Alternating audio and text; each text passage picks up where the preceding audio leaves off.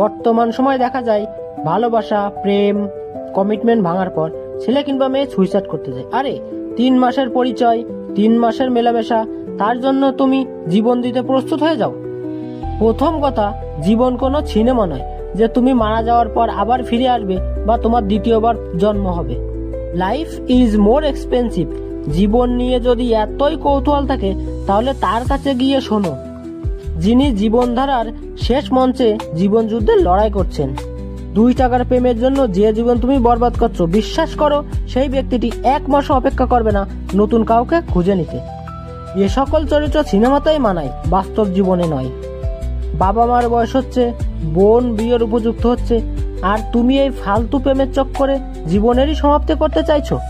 আরে তুমি কাউকে 3 মাস ভালোবেসেছো, তার অনুপস্থিতিতে জীবন দিচ্ছ। তাহলে তোমার বাবা মা তোমাকে এতদিন এত ভালোবেসেছে, তোমার অনুপস্থিতিতে তাদের কি হাল হবে? দেখো, আমি বেশি কিছু জানি না, তবু এইটুকু বুঝি যে তোমাকে ছেড়ে থাকতে পারে, তুমি তাকে ছাড়া থাকতে শেখো।